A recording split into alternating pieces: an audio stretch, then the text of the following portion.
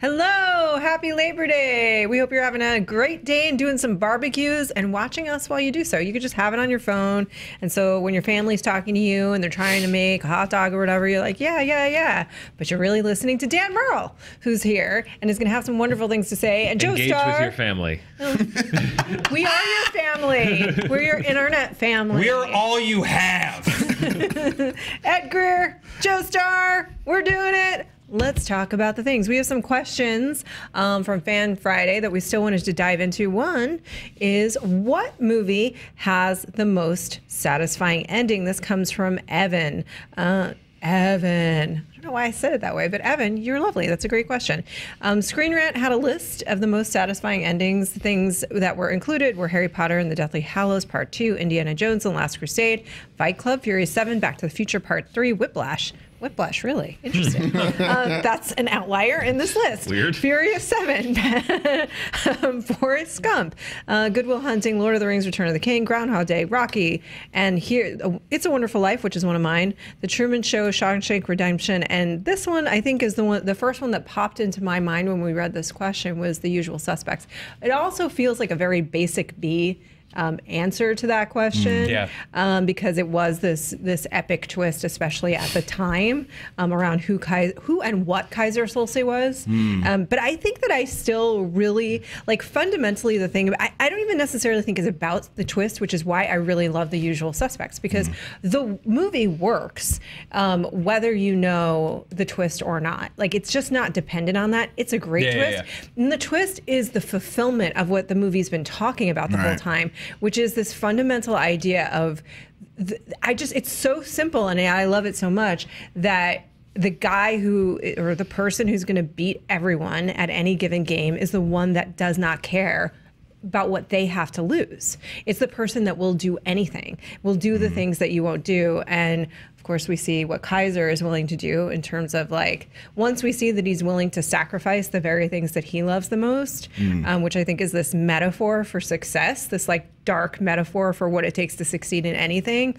the movie still really works on every level for me. So, I mean, I gotta because say, I don't think it's a one-trick pony twist. Well, no, I gotta say that movie will flip you for real.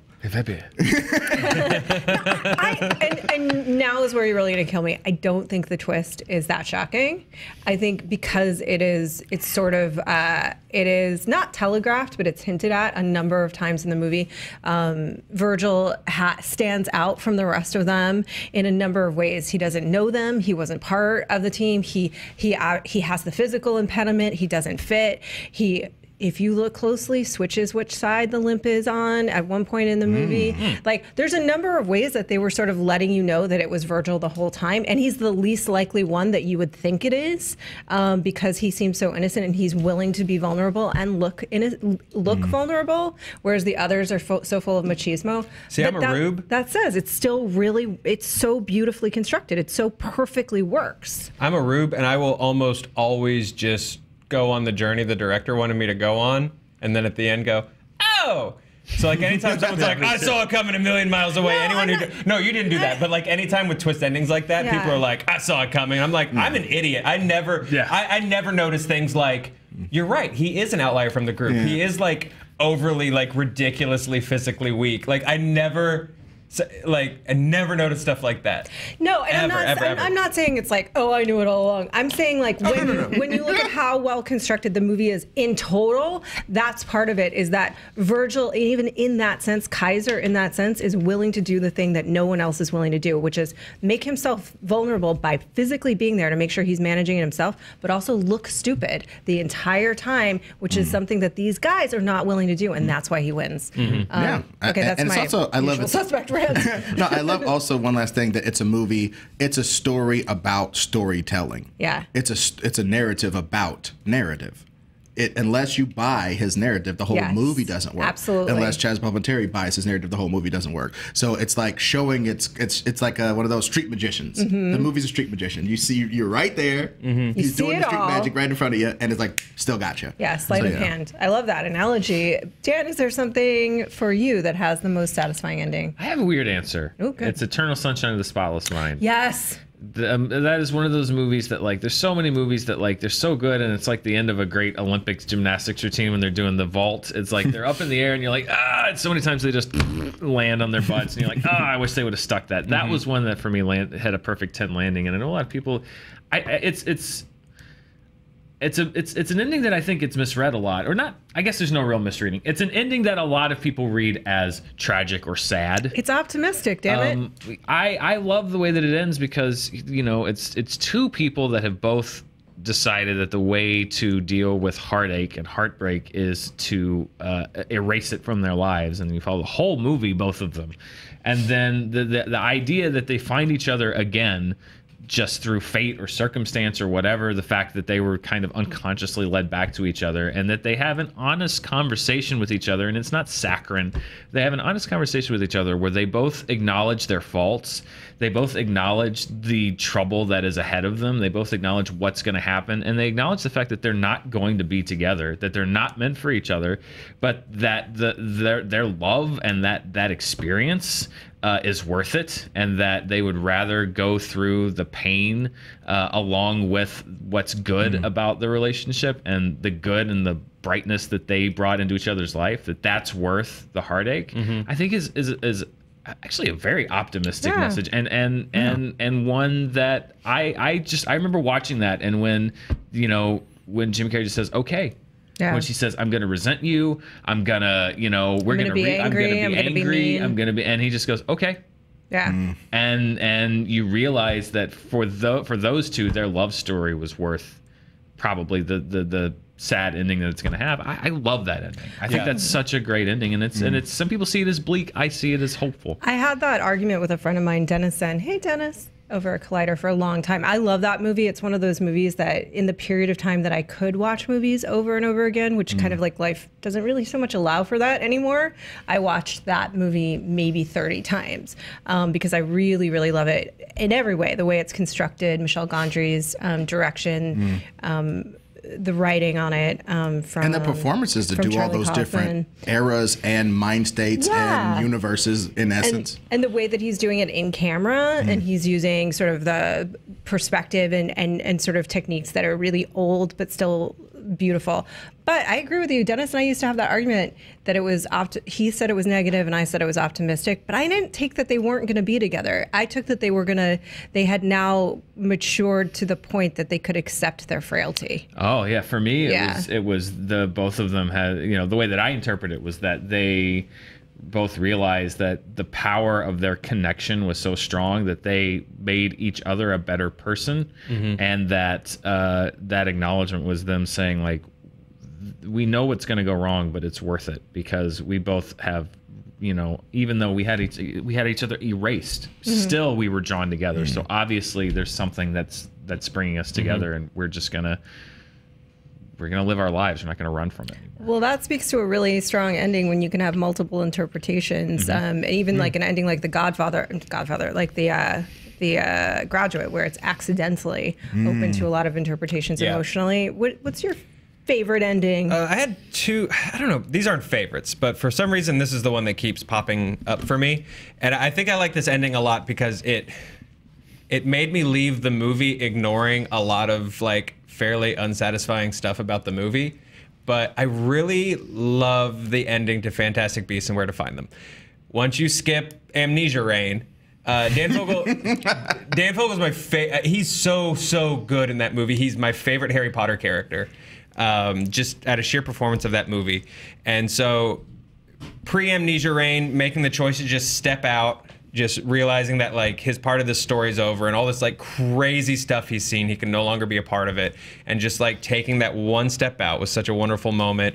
And then skip Amnesia Rain, and then working in his bakery, you see that magic or not, everything that he went through has had like such a big impact on his life. And then just that little smile of recognition at the end of the movie. I really loved that.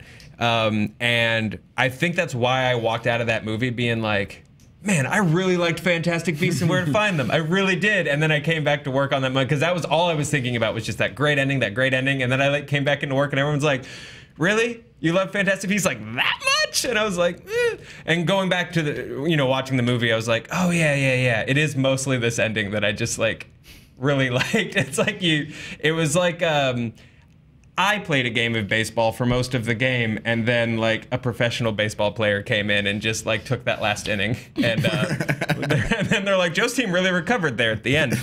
And then another recent one is the ending of Your Name. I thought was really good. That's another one like with Eternal Sunshine, where they give you just the right amount of closure for that couple. Your Name is about two people that are going through great lengths to find each other, and the movie could have very easily given you what you think you really wanted, and just be like, and here's a montage of the next 5 years of their lives together, like the positive spin of an Up opening, if you will. Like, but they give you just enough where they pause, realize they know each other, and turn, and then like the movie ends. Sorry, I just ruined Your Name. But it's a movie ending section, so you should have been ready with that stop button. So yeah, those are the two that popped in my head. Ed, do you have one? I have.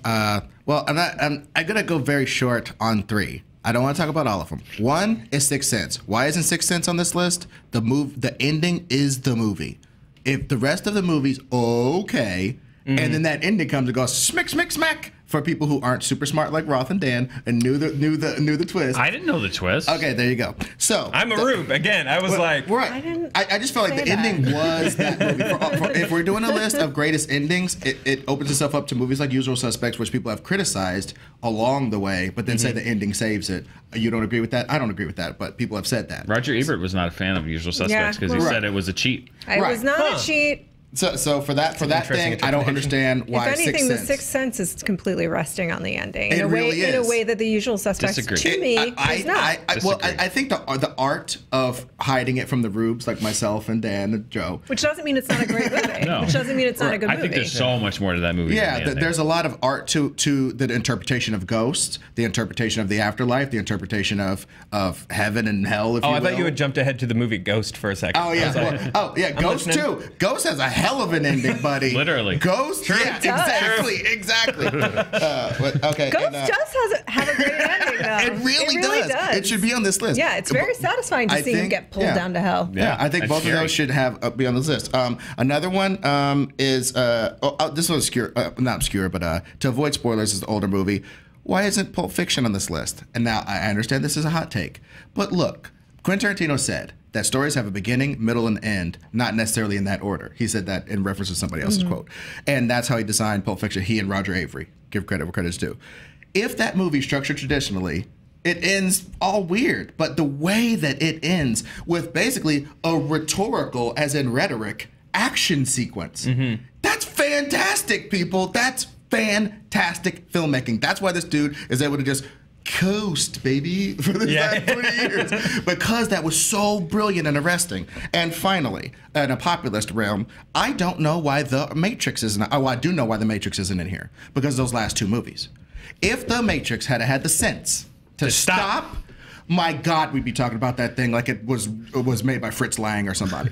Oh my God, we'd be talking about that movie, because if you look at the whole movie, first everyone would Google Fritz Lang. Metropolis. You're welcome, Panda. So basically, what I'm saying is that movie is all about this. It starts with a doofy computer guy who's like an adventurous person on the computer, not in real life. Never probably got punched in his whole life. Nervous in that club. Right. He'd fit right in Fight Club. And so the bottom line is he goes from that to literally the hero of his people. And as an ending, we can all go, you know what? The robots aren't totally defeated, but they have their champion. It's a really good. I want to know what happens next. Soaring out of and that box. And you can just make up all the stuff in your mind. It's so beautiful. So that I think things like that should be on this list. Pulp Fiction and The Matrix, especially to me, have very, very satisfying endings. Just brutally satisfying endings. And I do have a plug before we move on. If you want to see movie endings improved, look up the Walk of Life Project. It is just a website. They take the endings of movies and they put Walk of Life by Dire Straits on the endings. Pretty great. That would work And in it's Pulp Fiction. That so would good. work. It works for every movie. It works for every movie. Like they do RoboCop. It's Oh, incredible. wow. They do Lost in Translation. It's incredible. They're so funny. I think they do Fight Club.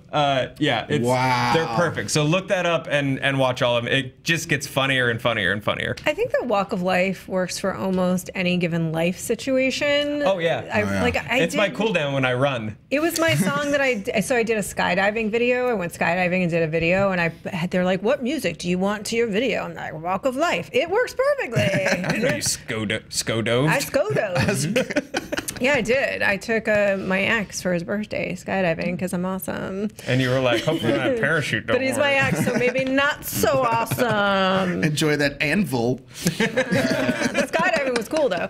Also, I want to say Your Name. If you guys haven't seen it, that Joe recommended, it's such a good movie. It's a lot more than that ending too. So even though you know how it And a ends director now. that knew how to end a movie was Billy Wilder. And then I.L. Diamond, who also wrote a lot of movies. Sunset Boulevard. Just Sunset Boulevard, Some Like It Hot, The Apartment, Double Indemnity. Almost Sunset every Boulevard's like single, the iconic ending though. Almost every single Billy Wilder movie knew the line to end on, the line to put up and say the end, and then you walk out of that movie. How did we forget that? How did we Billy forget Wilder. Sunset Boulevard? Come on. Yeah, Billy Roth. Wilder's amazing. Yeah. How did we forget? Jesus, are you even gonna kiss her goodbye? Nope.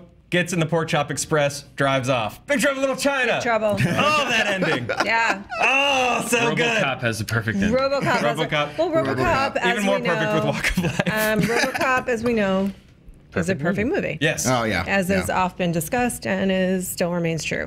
That was a fun one. That was a good, rich discussion. Let's move on to some more. In honor of Labor Day, what movie or TV workplace would you want to work at based on the nature of the job and your coworkers? Well, 20-year-old me, who I don't like as much now, would have definitely wanted to work at Rob Gordon's record store in High Fidelity.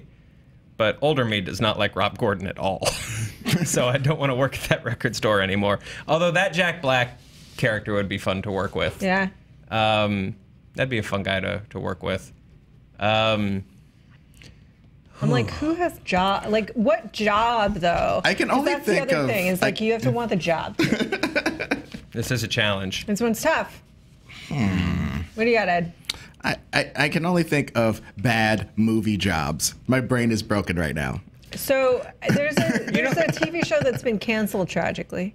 And this was the first thing that popped into my mind, though this isn't necessarily the perfect answer. I'll try to come up with the perfect answer.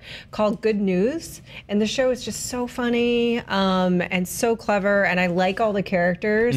And I guess I would want to work there given that the mom in the show would be my mom also. There you go. And she's and they're journalists for real though, actual news. So that's close enough to things I like to do. Yeah. Well, now I figured out two. One, The Office, and two, Cheers. You do not want to work. No. You don't that's work not at true. Dunder Mifflin. You don't want to work at Dunder Mifflin. I thought about Dunder Mifflin, but it's like, I that definitely place wanna looks work for- You don't want to torturous. sell paper in Pennsylvania. I definitely You are a do liar. because I would be Jim, and Jim is very, very sad, but he eventually breaks out of it. Spoilers. He eventually breaks out of it and gets a decent job as a sports dude or something. So the bottom line What is is he doing at the end? It's like sports. he's like sports I agent just watched managing or something. Athlete, which was really named Athlete, and he and Pam moved to Austin so that Jim can follow his dream of being in the sports industry. And she's an artist in Austin. They do like sports marketing. But I mean, for real. And also, just think about it. The thing that makes jobs suck is when your boss is very competent. So he knows when you're messing up and when you're not. That dude is off doing all kind of dumb crap all day, messing with the assistant district manager. I'm chilling out. I'm Stanley. I'm Kevin. I don't care. Maybe a fat dude who sits on his butt and doesn't do anything. I'm there, and I would love that. Would you want to be the drunk, like trapped in permanent arrested development, like party ski instructor guy from any 80s ski movie? Would that be a good job? Working on just like always getting in tiffs with the guy whose father owns the mountain. Like, I feel like that could be fun. Get some stories. I don't want to wear that much neon. You know what I mean? All Like, right, we're two different people. 80s ski clothes were pretty horrendous. See, I can pull it off. So you know what? What's the Julia Roberts movie, Notting Hill, where she's basically Julia Roberts? It's a good job. There, I'll do that.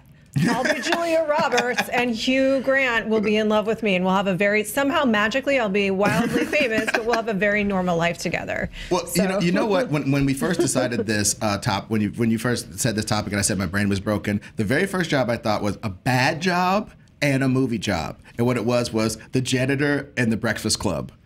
That's gotta be the worst job because, as his monologue says, he sees them in their full potential, 4 years at a time. These young sprouts growing up into what they're going to be. Sees all the potential. Meanwhile, he's mopping up their vomit and looking through their lockers and stealing their weed. That's a horrible life. It's a weird life. To be grafting off and grifting off of youth in that manner. You're a vampire, dude. You know what I mean? That's disgusting. I thought Dunder Mifflin at first, but then I was like, first of all, the chaos of that workplace. I like getting something done, and just the inability to do so. And yeah, everyone thinks they're Jim or one of the cool people. I would be Toby. Yeah, I would be trapped. Well, like I said, I would be trapped in the Toby. That's just how things work. I would be trapped in the annex with Kelly and just annoyed all day and really hated by everyone for no good reason. Although he gets really creepy in the last couple seasons. Like I said, those last couple seasons are weird. Yeah, I'll be Stanley. I would want Randall's job in Clerks. Sit in a if I have to have a job, sit in a video store all day, watch movies. I would be less of an a-hole than he is, but you got a convenience store right over there. You can grab whatever you want. You can come in whenever you want. Watch movies. Play hockey on a roof. Yeah, I mean, come on. Yeah. It's like the dream job. I did work in the studio where they shot The Truman Show. Randall's song is in my head. You're so lucky I'm not doing it. The grocery store where he runs in to tell his buddy when his buddy's restocking the vending machines. I worked in that grocery store. And all of the people that are in the grocery store are the people that live in the town and work in that grocery store. I just have had so many waitressing and reception and office dreary data entry jobs in my life, trying to get myself through school and stuff. I know I don't want that job. For a fact. I don't. Well, maybe you know what I would like to do? Maybe I thought of another good job. I do not want it. No, I thought of another good job. Locksmith in the Jessica Jones universe. Because she's just constantly breaking locks and snapping doorknobs off. I would be balling. That dude's making a lot of money. You guys could literally do anything in this fantasy world. And you want to be a locksmith? You could be Jessica Jones. I'm so rich, though. I don't want to work for Jessica Jones. My job. I don't want to work with her. I don't want to work for her. I think working for her would be a pain. The correct answer, by the way, is working in Han's exclusive Pee Wee hockey supply store, because then you get to just chill on the lakes in Minnesota, sit in the fire, work with a cool old German dude, listen to the competitive radio broadcasts of Pee Wee hockey all day. It's pretty simple. It's a good life. Well, okay, if we're going to pick a job... Is there just Idly Rich, the show? Is that something? They're reality. The reality shows. If you look at most sitcoms, people are oddly rich. they're drinking the coffee in the middle of the day, nowhere to be. I know. They have a loft. Nothing makes sense. I guess it'd be Carrie Bradshaw. I don't know. Well, you know, if I could pick a person, I got to say, I think I might be... The dating, it's not good. You're right. I think I might choose Frasier Crane then. Frasier Crane, always, he's getting in trouble with women. That means they're around him. You know what I mean? Every few episodes, he's got some different woman that he's going to mess it up with, but he has an okay time in the beginning. Then he's got a job where he pontificates all day. Sign me up. You know, and gives people stupid advice and micro bites. Sign me up. Yep. I think that'd be great. I'm with you. Frasier's the right answer. Yeah. Of all these. I don't want someone blaming their life problems on me. Who owns the dog? I do, as long as I don't have any real responsibility for it. Who owns the if dog? I can just answer them in 3 minutes, and then I do. Is it his dog? No, his dad's dog. Okay. I mean, he gets to be around the dog, so that's cool. Yeah, he does. That's an amazing dog. Yeah. You raised a good point, Joe. Thank you. Why did everybody crap on my Cheers thing? You just sit around and listen to plays. Basically, people doing plays in front of you. Norm is a depressing person when you really break it down. As a matter of fact, all of them are. I work at Cobra Kai with Johnny. All right. Oh yeah, that's pretty good. Yeah. I wanna help some kids reach their potential. Yeah. I wanna, you know what? I'm happiest when I'm just in the valley at a strip mall somewhere. I'm down with that. You know what? There's an Arby's in Reseda. It's perfectly close to where the Cobra Kai dojo would probably be. Yeah, I'm good. You know, for such a fat, unathletic person, I'm a kung fu snob. You remember when or karate snob? Remember when, that recent viral thing where the guys were like running up each other and kicking all the stuff? Yep. I was just counting the boards they missed. Yep. They missed like 4 boards. Yep. And it's like, these dudes are incredible, and you're sitting on your fat butt counting boards that they missed. You want to stop treadmilling in the air and kick the thing you're supposed to kick? But that's the internet in a nutshell. I can't do that, and also you're doing it wrong.